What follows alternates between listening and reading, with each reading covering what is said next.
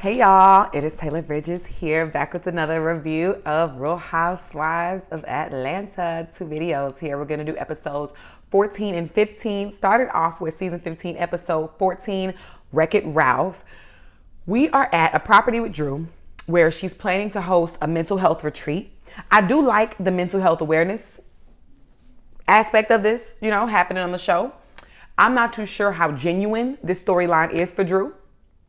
Miss Drop It with Drew, who had that storyline, because it's given opportunistic. Like I'm willing to let some time tell, you know what I mean, and let Drew prove me wrong. And I'm not saying Drew, herself doesn't have mental health issues, because it's clear that she does and she's going through it. I'm just questioning the literal initiative behind hosting a retreat, a mental health retreat, and leading this as a storyline. Because I don't recall Drew really mentioning mental health as much as her, as much before her sister Allison came on the show. So it just makes me a little skeptical, because Ralph has been messing with Drew mentally since they came on the show. So is she just now catching on? So I don't know. Sonya's scene with her husband comes on. She's revealing to him that she's pregnant. Congratulations, Sonya. That is really, really exciting. I'm really happy for them. They end up breaking the news to the family. Sonya's mama was irritating me. Ma'am, pay attention. Pay attention. Like, not knowing what's going on with the reveal. Like, what's happening? Pay attention. Pay attention. But ultimately, everyone was excited. The sister made sure to remind Sonya that as for me and mine, we are leaving. So hire help. Don't forget. Drew and Ralph are on a date night at a bowling alley. Drew describes to Ralph her mental health presently in that moment, right? And it was a little odd because Drew never even talks about her own marriage in this much depth. All of these allegations surrounding your marriage. Not one story or accusation at all about their relationship has reached a final understanding or conclusion. Drew mentions how they started marriage counseling, but Ralph quit going because Dr. Ken was on his ass and not letting Ralph gaslight. And it's clear Drew is not getting the emotional support from Ralph, and that is pretty sad. And Ralph's stupid behind is just dead set on not being accountable and just doing the bare minimum. He believes he's blown up less than the previous year, and Drew clearly disagrees, right? Furthermore, it's not about leaning on your own understanding, Ralph. It's not about leaning on your own understanding just to blow up less, because that's too risky. And that's not working long term. Instead, Ralph, you need tools. You need help. Doing it yourself isn't working. You need help. You need the tools to be able to communicate, to be able to understand, to be able to manage your emotions, etc. But Ralph would rather be ignorant and manipulate his way through instead of being accountable. And he thinks he's smarter than what he really is. But I did laugh when they showed that little flash. It wasn't funny, but I laughed. That little flashback of Ralph telling Drew that he should have got her a Lunchable. That was so funny. That would have had Ralph single, for sure. That would have had him single. But Drew like it, I love it, because Ralph is messed up in the head. Drew asks Ralph to support her with the kids and the household while she's filming a freaking movie. Ralph says he's going to do what he can. All Drew said was that she was going to be filming for 10 days. And Ralph can't move around his schedule enough to help out his wife, his kids, and his house. Because remember, Ralph didn't tell Drew last season when he closed on that house. He made the decision by himself. It's really pitiful how he really behaves. The producers asked Drew if she thinks something went down with Ralph. She says that, while he was in Vegas, and she says no. And I think she's lying again. Drew is too annoying and too distrustful of Ralph. And Ralph is too untrustworthy to not need to probe and question and wonder about all that went down while he was in Vegas. Because the average person is going to assume something shady went down based on Ralph's track record. So you definitely asked him about it, Drew. And he probably wouldn't even tell you. That's what makes it even more embarrassing. Ralph refuses to communicate anything about his whereabouts and endeavors with his spouse, Drew. Period. It's like embarrassing.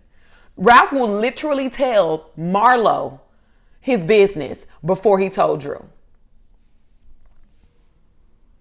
Then Ralph wants to be like Barack and Obama. Like a true idiot. Like the true idiot he is. Like for real. I just told y'all, Ralph thinks he is way smarter than what he really is. He doesn't even hear how he sounds. Like a damn fool. Oh my gosh, I cannot stand Ralph. Candy and Shamia pull up on Kenya at her house. Kenya is building out a salon to coincide with her Kenya Moore hair care line. Smart move. It is really nice seeing Shamia. I do miss her as a friend on the show. Kenya is trying her hand at this Baby Number 2 by Mark Daly storyline, and it bores me. You know, Kenya, you just don't have a storyline this season. They bring up how Marlo and Sonia told Kenya that Martell didn't pay the $1,500 check for Sheree's birthday dinner. And I think that's unacceptable. Sheree and Martell are both on reality TV. Y'all know how this go. He is a super grown man portraying to be Sheree's man on her show. You can afford a $1,500 tab unless you can't, Martell. But I think it's tacky. These aren't regular civilians. They're on a show. $1,500 for a civilian to pay for his girlfriend at 40-something years old ain't even really that much. But I can understand how everyone can't do that. I get it. I could see maybe a boyfriend having the intention to do it. He can't afford it, so now he got to kind of get that. Martell is 40-something years old, a grown man. Sheree would have so much to say if this was somebody else's man doing that. Like, that was very unattractive of Martell. That's super cheap. Absolutely not.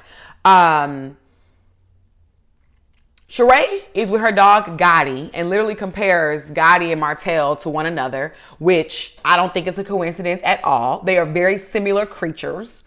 Sheree says that Martell got her an Alexander McQueen handbag for her birthday, which I will not believe until she shows it. Because either it doesn't exist or Sheree is embarrassed about the bag. Because she's the one who just mentioned that Martell doesn't like to buy high-end items. So perhaps she finds the bag to be not high-end. Because otherwise, I think she would show it on camera. I think so. We are at Candy's filming of her movie. Drew's there. It is awkward initially between them, but they make small talk and they head on to the table read. I'm really glad about that. Let's stick to business. First off, and most importantly, I do not want to draw out this storyline about Drew kissing LaToya. Okay. So I'm glad that they wanted to move on. Candy has literally every friend since her kindergarten class in this dang on movie. One thing Candy is going to do is employ her friends, honey. But I really like that because you do want to have your friends, friends around you that are hardworking and successful and, just go about something. So, it is nice to have people around you that, y'all can elevate together and match each other's hustle. We've made it to Drew's mental health retreat. It is a beautiful event thus far. The house decor was a bit outdated, in my opinion, specifically for like the type of wellness event that it was. But whatever. The ladies show up to the event. Everyone is speaking to one another. Ralph is now in front of Drew, walking towards her for a hug, and she ignores him and tells Sonia's husband, "Hey, bro," and hugs Ross. I thought that was super petty and very messy to do at your event, even if Drew would have gave him like a dry hug or something. To just not speak, knowing that it's going to raise questions that you are not going to want to answer, is annoying. Like that, and then what's even more annoying, "Oh, hey, husband," after the fact. Like, you dubbed Ralph first from what I saw. I rewinded it a couple times. I saw Ralph was walking towards Drew, looking at her. She faced him as well, so she could see his big black head, his big square what's that parallelogram looking head. And she intentionally looked at Ross and said, hey, bro. But we know Ralph can play a much pettier game that Drew can ever imagine. So she better be careful for Ralph turning it up on her behind. But they are a match. Ralph and Drew are such a match. They're made for each other, for real. They really deserve each other. This event, the mental health retreat ends up carrying on quite well and organized. Drew's sister Allison shares the story and her journey with mental health. They all have a quick workout, I guess like a little drop in with Drew session that Drew can't even complete. They have a meditation session, and now they sit to eat. Drew uses this moment to bring up Portugal and how she should have just been vulnerable with the ladies instead of walking out and being all, emotional. Sheree doesn't even care about the sadness or anything. She want to know how that court case went down. So Drew says that her and Ralph, what I should say is Drew and Ralph have gotten their story in sync, first of all, before they talked about this whole thing. So apparently the chef got hair in the food, so they gave her a job as a nanny, which makes absolutely no sense. I always say if it doesn't make sense, it's probably not true. That makes no sense. You supposed to be my private chef. I hire you. There's food and there's hair in my food. So now, you know what? You're not good at this, but come do this over here. Come watch my kids. No, I don't think so. A stranger? No. Absolutely no effing sense. Not at all. Y'all sound silly. Honestly, I see why Drew doesn't elaborate on her business. And what goes on with her and Ralph. It's too easy for her to get caught up in her web of lies. It's too easy. It's too easy. Because when she has to, when she can act her way out of anything, but when she has to answer a question, it's too much of a risk for her. Because she's going to get caught.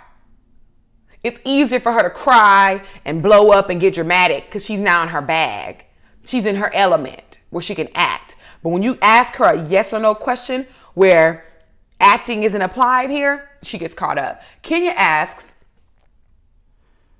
how did Sheree's party go? Sheree says she invited all these friends that she's had for, 30 years, but she didn't invite Kenya and Candy. I can even halfway understand the lame excuse about not inviting Candy because you're assuming Candy would be too busy. I get that. But what about Kenya? Once again, Sheree is not the friend to Kenya that Kenya is to Sheree. And I really hope that Kenya sees it after this season because Kenya has been really light on Sheree. Consequently, being very boring. Turn up on Sheree at the reunion, please. Somebody needs to. Sheree gets to dodge so much, and she's ridiculous. Cynthia wants to know how the ladies, where's the division and how they are divided in the group. Manetta says that Courtney called her cousin Drew a bitch, but Courtney vehemently denies it. And Courtney has officially effed around and found out because production rolled that beautiful footage. You lied. You did. I hate the orange and blue ensemble that Manetta wore in her confessional. This episode, it was bad. Sonya tells the lady she's pregnant. Congrats. Drew is meeting with Dr. Ken by herself, and I am glad that Drew has her sister, Allison, in the house with her through this phase in her life because I think they both are going to need the support of one another. I have a strong feeling about it. Drew says that Ralph moved out of the bedroom at this point. So we're definitely in real time seeing the breakdown of their marriage before our eyes. And it's happening pretty rapidly because just a few episodes ago, it was definitely my man. There's no wrong. My man is not cheating on me. My man is not doing anything. No. And now it's very quickly unraveling.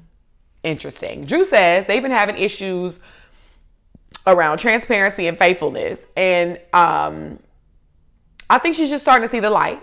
And she's catching on to the gaslighting that Ralph has been doing for a minute. He's really been playing in her face, though, since they've been on this show. And now she's starting to think that perhaps she's the one causing herself pain by staying in the marriage. And I do feel for Drew. you know? But I'm happy that she's taking these steps. I definitely do not want to see a black family get separated at all. Like, I'm not happy about this divorce and splitting up the kids and all that. Absolutely not. But if there is no progression or any attempt to understand one another and really work on the relationship, and there's just nothing you can do. I genuinely believe Ralph is a lost cause. My opinion. But I wouldn't judge Drew for working it out. But it's just like, I don't know. Like, Ralph is impossible, y'all. Ralph is like, oh my gosh, like impossible. I don't even see how they got this far. I can't take Ralph on my screen for the scenes that he's in it. Because just his face, he's such a narcissist. Like, Ralph doesn't register emotion. So all these conversations, oh my gosh, I'm not even going to get worked up. Doesn't even matter. It really sucks for the children, though, to have to endure this, because I already know Ralph and Drew, they are definitely playing dirty behind the scenes over this divorce. And I wonder how present Ralph has been for the kids throughout this. Just curious. I don't know. Ralph, I'm not putting anything past Ralph, honestly. But that's episode 14, y'all. Now we move to episode 15, entitled Sip and Spill the Tea. This is actually a good episode. So apparently, Sheree is going to be housing her son, Cairo, and his child, Mecca, and the child's mother. I think that's interesting, and helpful, I'm sure, for Cairo and the mom. I wonder how long this little arrangement is going to last, because Sheree is definitely putting a lot of energy into this nursery for Mecca. But I understand helping your kid. Sonya goes to the OB-GYN to see the baby via ultrasound. They'll know whether it's a boy or girl shortly. Deuce is so handsome. He's so cute. Sonya just bought herself another season on the show. And I'm bothered by that, because I do not want to see her on the show. I don't like her on the show. We're on the set of Todd's movie. They're actually doing some filming at Candy and Todd's house. Todd says they're saving 6 figures by filming at the house. And I know Candy isn't a fan, which I completely understand, especially if y'all gonna be filming in y'all's bed, which I think that's too much. But I totally understand Todd wanting to save some money and just utilize the existing resources. He's right. Tyler Perry does it. Like, it's super smart. So maybe over time they can invest in a house, just to specifically film and stage future projects. Maybe they'll get just like Tyler Perry does. So we'll see. But I do think it's I think it's a smart idea, honestly. Drew has arrived, and it's time for her sex scene. Drew's pretending to be nervous and not know what to do in bed with the woman. Candy offers her an intimacy coach. So either way it goes, you're expected to deliver still. No excuse. Your nervousness is no excuse. We got a coach right here to tell you exactly what to do, Miss Actress, since you were 2. Manetta shows Candy and Drew the footage of Courtney calling Drew a B-word. And I can see how maybe Courtney might spin it to say she was talking to Sonya due to the pointing and yelling. But it also makes sense for her to be talking about Drew. So, I don't know. We'll find out. But either way, you did call somebody a B-word and you swore that you don't use that word. So, either way you lied. Doesn't matter. Sheree is playing another event, this whole sip and see, right? Y'all, I love when Sheree is planning events, because drama always ensues, either during the planning, whether it's with the hired staff, the day of the event, during the event. It's always something. And I love to see all the effort and the ideas and the fabulousness. Sheree loves fabulous. All the fabulousness that Sheree puts into her events. So she says she's planning a sip and see for her grandbaby. Back to the sex scene that Drew is acting in. Drew's doing very well. The producers for the movie said she was basically a natural. So that's a good thing. I'm excited to see this whole Drew and Ty drama play out, now that we know Drew's a good acting lesbian. The episode, it bounced back and forth between the Sheree getting ready for her sip and see and the filming. But I put my notes in order, kept it together. So I'm just going to finish talking about the filming with Drew before we head on over to Sheree's party. So I'm realizing that Drew is a really great actress, because her level of pretending is top tier. She's really believable. Ralph shows up and Drew's telling him about the experience with the lady on set and, you know, how it's been for this particular role so far. In Ralph's confessional, Ralph says that though he respects Drew as a thespian, which he put in quotes as if she hasn't been in the entertainment industry getting a check since she was an adolescent. He respects her as a thespian, but it gets chaotic at home when she's working. And to me, it sounds like you actually don't respect what she's doing. You don't see it as important or necessary or as valuable as what you do. And that's weird. Like, that's really weird. You're weird. No one even knows who Ralph is. Drew has like legit accomplished 10 times what Ralph has in the last 15 years alone. You freaking creep. Like, you really are a hater, Ralph. Like, you really are a hater. And that's like embarrassing. Then he's getting like all the way turned on by the thought of Drew and a woman being intimate. Drew is creeped out by it. And I think it's just because like she's like those, you know, those bisexual women who really like men and women, but they like them separate, you know, not this like threesome format, which is what most men think it'll be with bisexual women. Drew probably feel like she probably would feel just as shy about this conversation if she were speaking on her and Ralph. Like, you know what I mean? It's like you're speaking on intimacy. Like, I know it's a game and sexy for you, Ralph, but like Drew is like, I think real life bisexual. So it just the thought kind of like might just make her uncomfortable. Like, it doesn't feel sexy. She doesn't want to be with a man and a woman. She wants a man or a woman, or maybe just a woman. We don't know.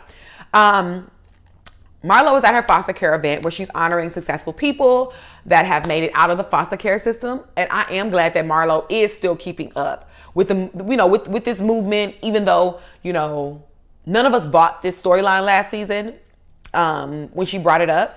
We still don't know if it's really real, but at least she is remaining consistent, just like how Portia did with the Black Lives Matter protesting, but ain't hit a protest ever since. She was consistent, you know, with her efforts out with the Black Lives Matter movement. So even the naysayers couldn't hate on Portia for too long. I do think Marlo's event was executed beautifully, and it is amazing that those foster care survivors, you know, all those overcomers, you know, they get that kind of recognition and praise for being so triumphant. So it is excellent that they showed it on Real Housewives of Atlanta. I did love Scott Lee showing up to support Marlo. He looked dapper. He looked handsome. They looked super, super, super cute together. I'm not even mad at it, Marlo. And Marlo has actually been tolerable the past couple episodes, and I'm here for it. I ain't mad at it. Her crew, Sheree, Courtney, and Sonia, they all showed up to support. I know we're not liking the divide among the ladies, but at least these four show up for each other's events, and they do stick up for one another, you know, and I think that makes it more interesting and fiery in the heat of the argument, you know, like if 2, 3, or 4 of them against Kenya, like it makes like this fiery thing. I don't know how to explain it, but we not liking their little group over there, but shoot, they definitely conspire before filming with a plan, and they are staying very loyal. So they definitely here for a takeover. They're not going to succeed, but it's nice watching them try. We've made it to Sheree's Sip and See, and it looks amazing. I don't know why Sheree just doesn't do event planning or something, you know, or at least why not put this level of execution and attention to detail into your clothing line that took you 10 years to launch? Like, you're clearly capable. You're just lazy. The color scheme was beautiful. I loved the guests coming in on theme. I think the idea of Cynthia on the show as a friend is great. I think she's very comfortable on camera. She's comfortable on the show. You know, she's an OG, so the women of the cast respect her, and I think she's able to give enough in the scenes. I don't know where this spiciness was. You know, well, she was a little spicy and not really spicy, but she did ask some the good question about the divide at Drew's wellness event last episode. But you know, she just did. She I know she's not going to bring as a cast member, but I do like seeing her. Seeing her on the show as a friend. When Kenya arrives, the lady, I guess in the valet, is asking, you know, her name for the guest list, and Kenya tells the lady that she should know who she is. And I think that's such diva behavior. No one cares who you are for this event, really. Like, I don't know. I just found that to be very tacky. I understand you know, you're throwing a little fun shade, but this is a civilian just trying to do their job that they were hired for. Like, don't be rude. Just say your name and keep it pushing. Like, but she did look good. Kenya looked absolutely amazing. Sheree is legit dressed like it's her birthday celebration, and she's off theme. Bob is there acting a fool immediately. Martell shows up looking nice. Martell and Sheree don't even kiss when they greet each other. You know, no type of affection or anything. Just nothing natural about it. So, I mean, it's pretty clear. Drew is outside of the party, but she calls Candy and tells her that she's not going to come in because there's some guy in there that assaulted her that is in the party. And my first thought was, here we go with Drew and the dramatics, you know? You mean to tell me Drew got all the way up there and right when she arrived is the exact moment that she was notified that old boy was in there? Like, I don't know. But apparently this is the dude that accused Ralph of being gay and he threw a shoe at Drew. I don't know. But honestly, this is why Drew can be hard to like sometimes, because she requires so much support and understanding. Like, look at how she's doing with Candy. Like, but you're a liar. You're evasive. You're dramatic. And like you play the fool. Like, you're not, like, you don't give the energy that you don't give the energy out that you need back. And that's annoying. Like, you're a needy friend, it seems like. Sheree's reasoning for inviting the Anthony guy because he introduced Sheree and Martell. So whatever. The Anthony guy is, you know, coming on camera, reading Drew left and right, you know, obviously clearly waiting for this exact moment at some point at the night. So I don't know, it's giving a little thirsty. That's my opinion. To me, I just feel like, why go out like that? Like, why like obviously look thirsty on TV? Like, you definitely came prepared to say something. And I think that's weird. Get a life. It's giving fan. Kenya asked Martell if she can have a word with him, and they just step to the side and just hash out their initial disagreement back at the beginning of the season. And Kenya says that, you know, she didn't have a man with her, so, you know, when Martell was coming for her, she had to go against him because she didn't have anyone by her side. And I think that's BS. I'm with Sheree. You never have a man. You never invite one. But you definitely started that stuff with Martell from what I saw. So don't get amnesia now that you ended up getting what you were asking for with Martell's behind, because we all know Martell will go back and forth with a woman until he is blue in the face. He does not care. Baby Mecca is finally brought out, and she looks so angelic and just too sweet. She's so sleepy. She don't even care what's going on. Bob is taking a picture with Cairo and his lady, the baby's mother, and Bob has a lady standing in front of him looking like a date. Sheree didn't even know who she was. When Bob introduces her, he refers to her as his daughter, which is insane. Bob will always be the same. He is a ridiculous soul. Like, that was such a tacky way to reveal such sensitive information. You know what I mean? Like, but that's Bob for you. You know, continuing to embarrass himself and Sheree on the show. Just not a care in the world for anyone's feelings or anything. You just thinking it's funny.